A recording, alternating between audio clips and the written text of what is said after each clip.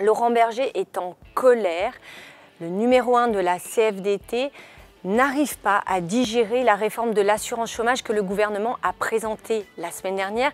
Il l'a redit ce matin au micro de France Inter. Le gouvernement, lorsqu'il dit qu'on veut lutter, c'est pour lutter contre la précarité, c'est un mensonge. C'est pour lutter contre les précaires. Il y a un choix très clair de taper sur l'indemnisation des demandeurs d'emploi et en contrepartie, assez peu de responsabilisation des entreprises, voire quasi pas. Si l'approche qui est poursuivie, c'est qu'un gouvernement qui a une vision théorique du travail, théorique de l'emploi, théorique des retraites, voire théorique même de la vie quotidienne des citoyens, eh bien, on sera en opposition. Cette réforme de l'assurance chômage est injuste, profondément injuste. Elle va s'attaquer aux plus précaires et il ne digère pas aussi la façon dont cette réforme a été menée. Il accuse le gouvernement quelque part d'avoir menti. Il a eu des mots très forts ce matin au micro de Léa Salamé et de Nicolas Demorand, évoquant de la communication, des gens qui mentent.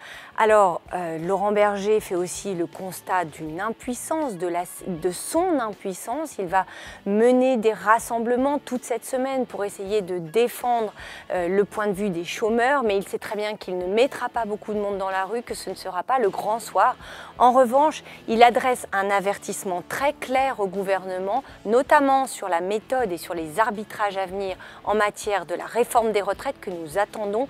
Si ça se fait dans les mêmes conditions que pour l'assurance chômage, ça ira très mal, dit Laurent Berger, que certains qualifient comme premier opposant d'Emmanuel Macron.